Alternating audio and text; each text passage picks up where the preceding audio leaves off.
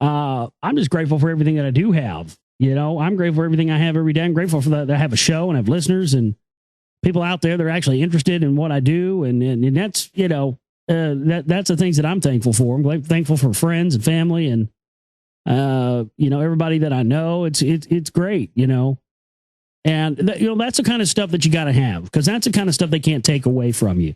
That's the kind of stuff that they can't strip away from you. You know what I mean? And that's why they're in trouble, I believe, because there are a lot of very intelligent people out here who aren't buying into the phony right, who aren't buying into the phony left, who aren't buying into the phony truth movement, the phony patriot movement. And they just want to have their own dog in the race. And that's kind of what, that's kind of what I consider myself to be. And that's why that's why I think that people do donate and support to my work. I think that's the whole reason. I think that's the only reason, because people consider me to be sort of, their dog in the race. Because, somebody's got to have a dog in this race, that somebody's got to be out here, representing a lot of the disenfranchised people who don't fall into the phony left, the phony right, the phony patriot movement, the phony truth movement. There are people, and for so long, those of us who have been that way haven't had anybody to represent us. And I've, started out doing this, representing myself, and saying, hey, this is what I'm about, and this is what I believe, and this is, I don't subscribe to the phony left, the phony right, and or the phony patriot movement. And I started to find now, after almost 4 years of doing this, started in 2007, that there are a lot of you out there, and there are a lot of more people out there that are just like me, who aren't being represented in this. And that, to me, is just one of the more rewarding things that happens, is when you learn that, you are not alone. And don't ever let anybody ever tell you that you're alone, because there are people out there like you. And there are people out there that think like you and don't like the things that are being done in our name and the rest of it. There are.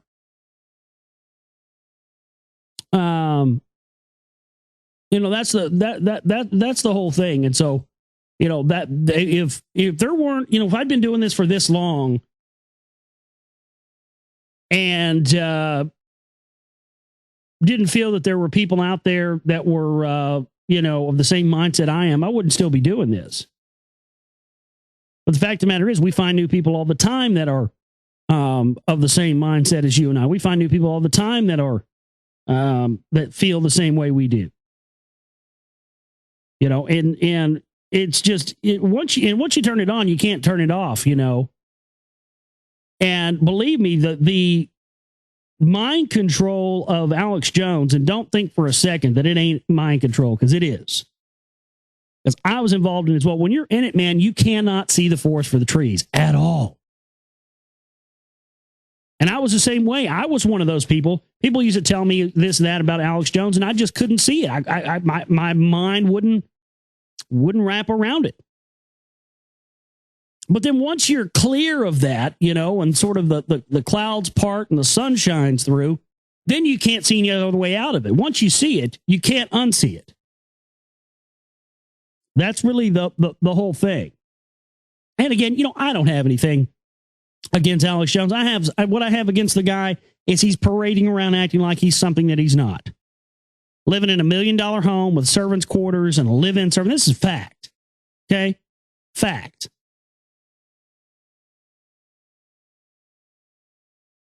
Folks, anybody that's a multi-millionaire making multi-millions of dollars they're telling you the truth is no different than somebody in a $5,000 suit on CNN telling you that they're, or Fox or whoever else telling you that they're fair and balanced. No different. And if people could start seeing it that way, we might have a chance to turn things around. My biggest fear out of any of this is that we are going to lose a great number of well-meaning, good-hearted individuals senselessly, needlessly, in some kind of coming Civil War stage scenario that's being provocateured by the left and the right, and by the patriot movement and the militia types. That's my biggest fear, because, and that's why I've continued to push the CMPs, why I've continued to talk about Alex Jones and the Council for National Policy and the phonies and the infiltrators, because if we can reach those people out there that are buying into that phony paradigm of armed conflict and civil war and the truth movement, the patriot movement, if we can reach those people and we can show them who these people really are, folks, we can have some serious numbers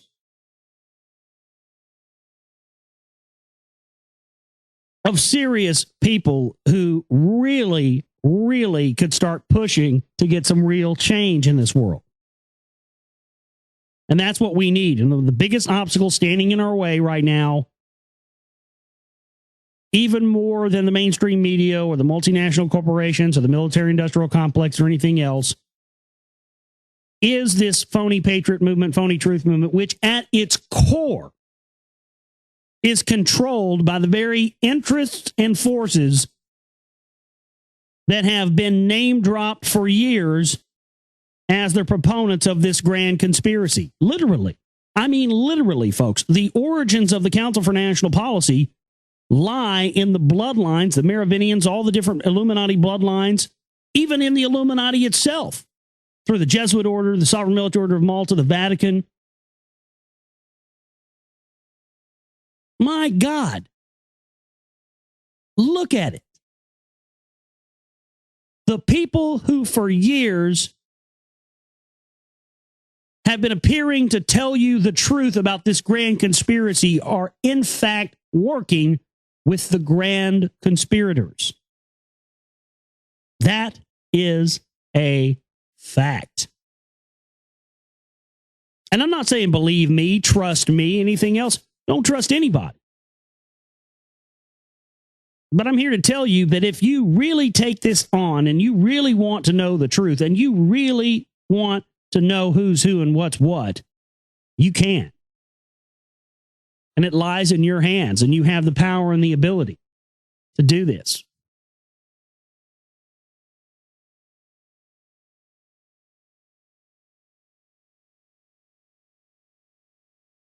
We're the ones that are going to save us. We are the ones that we've been waiting for.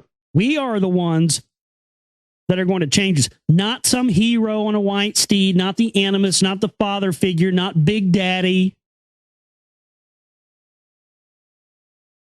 not the messianic figure coming out of the clouds on the white steed.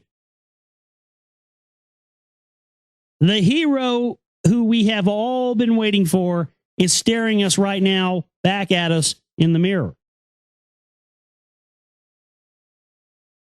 Our freedom, our enslavement, all of it lies in our own hands right now today.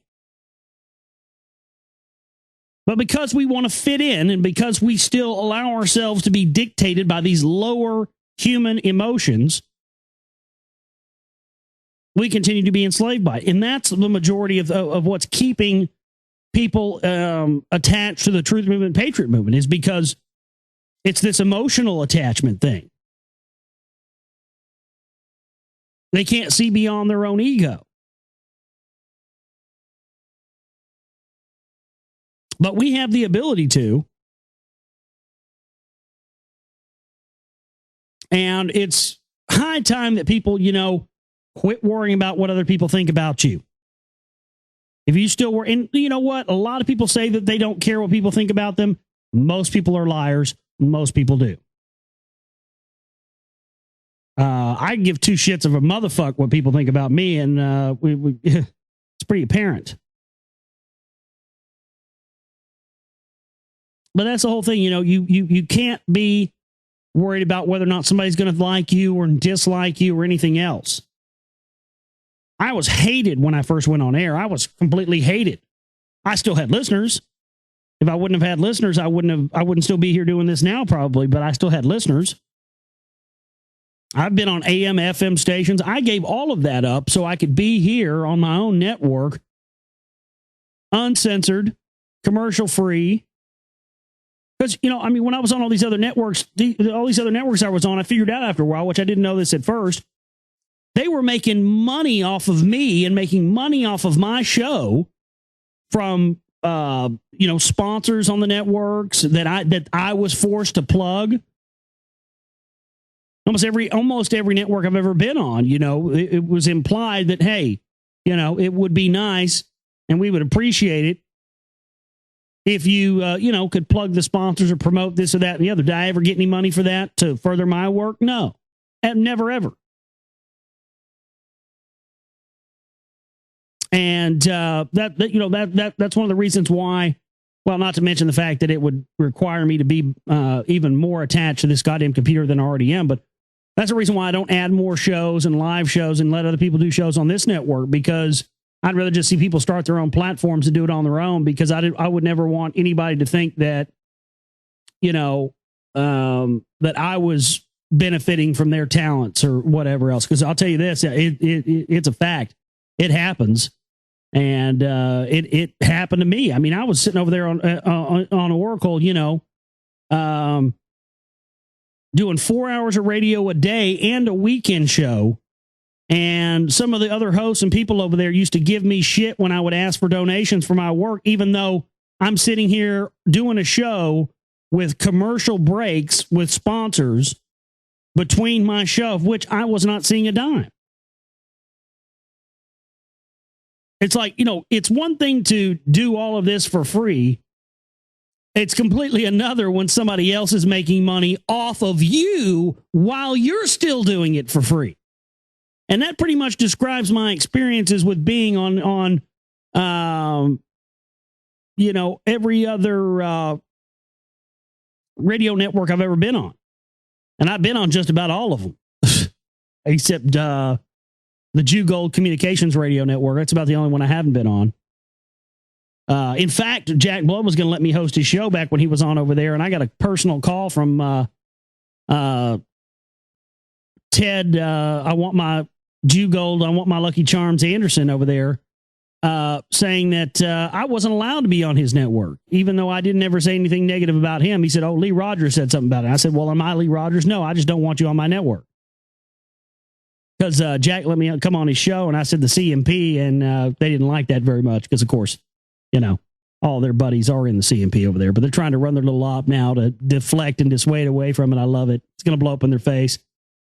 And Charlotte Isby's over there dropping truth bombs on Alex Jones' show, and he's just keeping his mouth shut. They'll probably off her at some point. It's unbelievably out of control.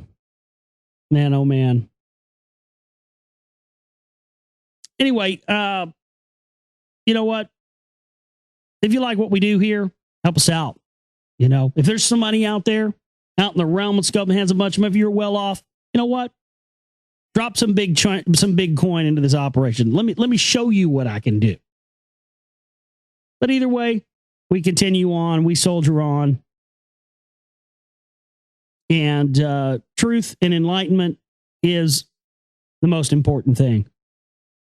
And no matter what kind of end of the world scenarios they try to tell us are around the corner, it doesn't stop the fact that your job and mission in life is to live right now, today. Don't worry about what's going to happen in 2012. Don't worry about what's going to happen a month from now, 6 months from now, earthquakes, whatever. We'll cross that bridge when we get to it.